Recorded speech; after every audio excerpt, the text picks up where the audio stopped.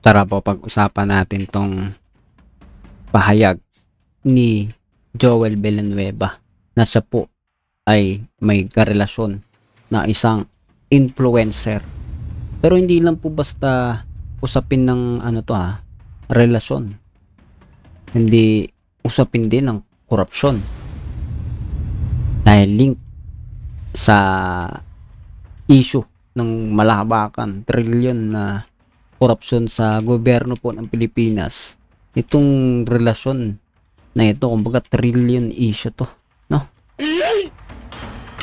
Yan po yung pag-uusapan natin sa video na ito.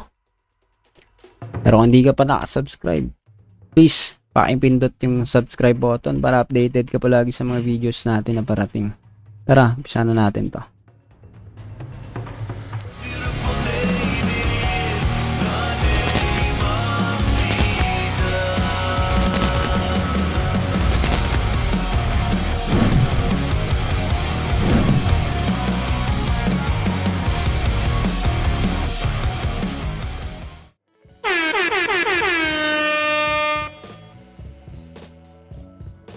So yan nga mga tol, no? Sabi dito, netizens nag-usisa sa umanong relasyon ni Senador Joel Villanueva at isang influencer. Sabi po ay may bagong bala ang netizens kay Senador Joel Villanueva. Spotted kasi siya. Spotted o namataan siya sa litrato ng kanyang umanong side chick na may kapatid daw na kontratista. Ako po, controversial talaga ito, no?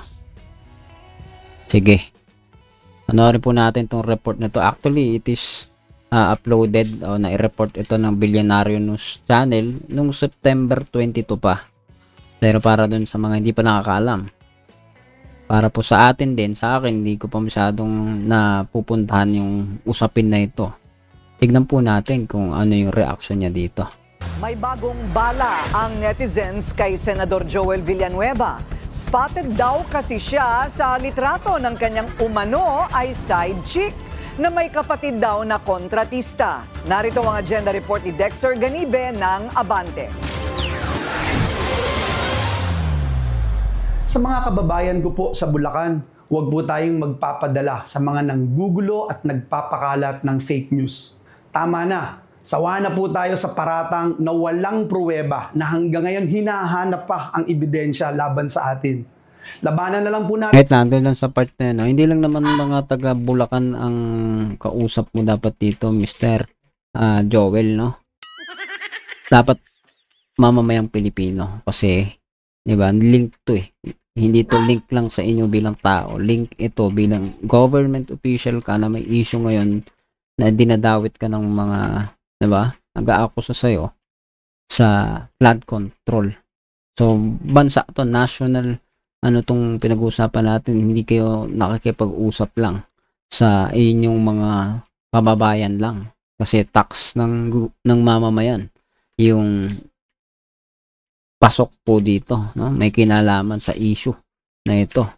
So, yun lang, no? Siningit lang natin sa part na yan. Natin ito sa tamang forum, sa korte. Ididimanda ko po sila at doon ko din po sila haharapin lahat. Basta na lang po sa kabila ng mga pagtanggi ni Senador Joel Villanueva sa mga paratang sa kanya at sa bantang dadalhin niya sa korte ang usapin, hindi pa rin siya tinantanan ng mga netizen o ng mga taong ayon sa senador ay gusto lang sirain ang kanyang karera sa politika.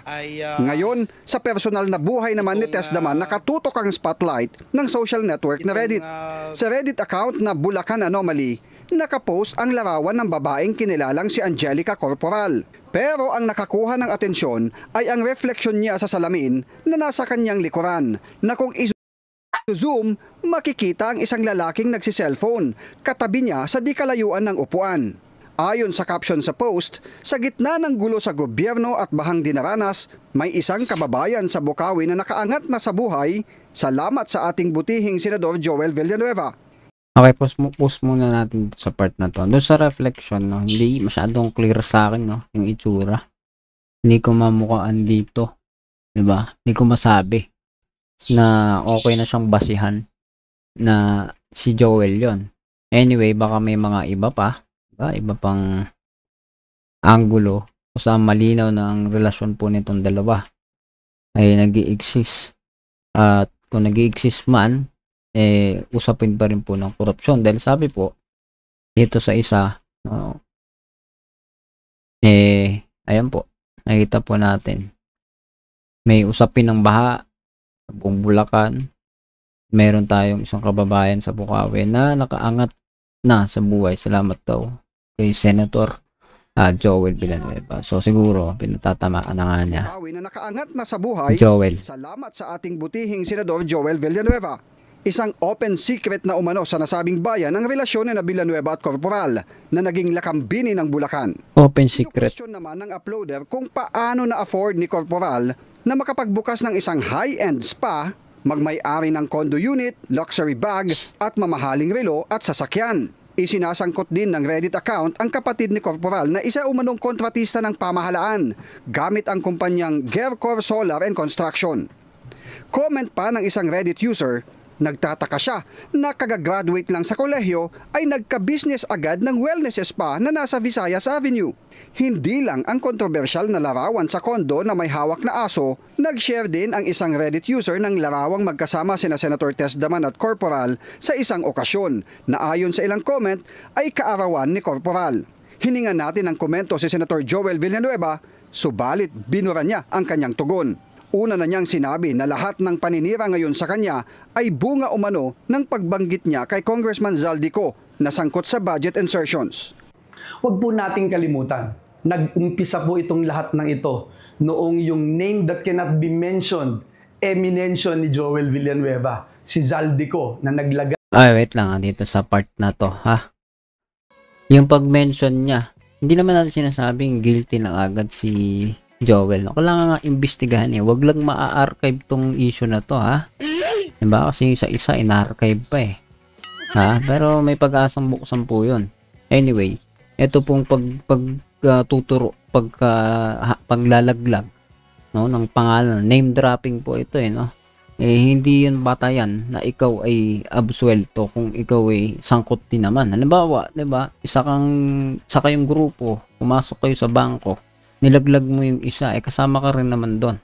'Di ba? Hindi 'yun usapin ng dahil naglaglag kay ikaw ay pinag-iinitan ngayon. 'Di ba? Patunayan mo na wala kang kinalaman yung mga binabato sa iyo, yung allegation sa iyo, yung mga proof, mga ebidensya na inilalatag ng mga tao, 'di ba? Mga text messages, alam ko meron yata, no? Disclaimer lang ha, correct me if I'm wrong, pero yan yung dapat patunayan ni Mr. Joel Villanueva, 'di ba? Kasi yan po'y hindi matatakasan po yung mga akusasyon po na yan. Kailangang harapin po talaga yan.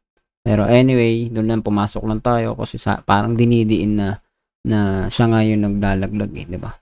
Noong yung name that cannot be mentioned. Cannot be mentioned daw. Ni Joel Villanueva, si Zaldico na naglagay ng napakaraming congressional insertion lalo na sa ating lalawigan sa Bulacan noong 2023. Dahil po sa pagkakadawit ni Zaldico, nag-umpisa na ang pagkasira at pagbato ng putik sa ating pangalan. Sa taong bayan, wala po tayong tinatago. Hindi po tayo nagnanais mag-abroad. So makikita po yan ngayon sa investigasyon, 'di ba? Patutunayan ni Senator Joel yan kung totoo yung sinasabi niya na wala siyang itinatago at hindi siya tatakas, 'di ba? Tingnan po natin. Nananatili po na nakatutok tayo sa tunay na trabaho, ang maglingkod ng tapat at may malasakit. Bukod sa pagiging local director for Miss Universe Philippines Bulacan, kilala din si Corporal bilang isang influencer at may mga commercial endorsement din siya sa beauty at lifestyle products and services. Bukas ang Billionaire News Channel at Abante para sa panig ni Angelica Corporal. Para sa agenda, Dexter Ganibe, Abante! Okay guys. So ayan. Ano masasabi ninyo sa reaksyon ni Joel dito? Kasi ako questionable sa akin yung pagdi-delete niya ng ng message sa Bilyonaryo kung ito nga sila nga talaga yon. Billionaire News Channel. Kung kilala naman ni Joel na ito po'y legit na sa media.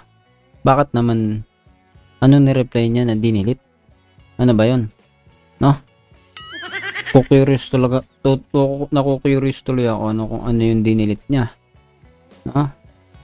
So, pero parang sinabi lang yata dyan yun nga, kung ano yung mga sinasabi niya, yun.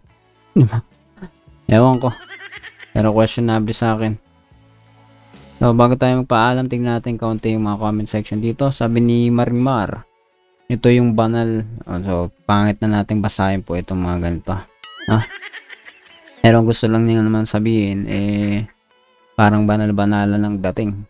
Kasi nga, di ba, parte si Joel Villanueva ng religious group. Hindi na natin itatago sa pangalan JIL or Jesus is Lord.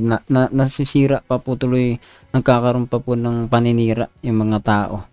So, imbis sana'y maganda na pangalan, di ba? At maganda naman po talaga yung pangalan ng ating Panginoon. Pero nagagamit po sa masama. Nababahiran tuloy yung mga inosente, walang alam. Di ba? Ano yan, magiging turn off po yan. Pero hindi naman po masisira ang pangalan ng Panginoong Jesus yan sa mga ganyang bagay. Kasi una sa lahat, hindi naman lahat na nagsasabi na sila ay sa Panginoon, talagang sa Panginoon sila. Makikita po yan kung ano yung ginagawa ng tao.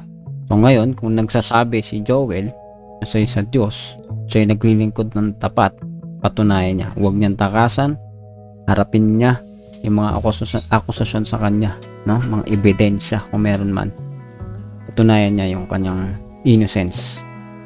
So, pag-inosente niya sa bagay po na mga pinupukol sa kanya ngayon. Sabi dito, walang magnanakaw na umaamin. Yan ang comment ng mga tao. Majority po ay nagagalit sa kanya. Mahiya ka sa sarili mo, etc. Anyway, tayo po hindi natin babanatan ng ganun si Mr. Joel Villanueva dahil ayaw naman din po ng Diyos yan, yung pagbintangan natin siya. Pero kung may nilalatag ng mga ebidensya, it's a good thing na yung mga akusasyon ay hindi lang akusasyon kundi totoo, hindi paninira. It's a good thing na hindi lang siya paninira lang, yun ang ibig ko sabihin.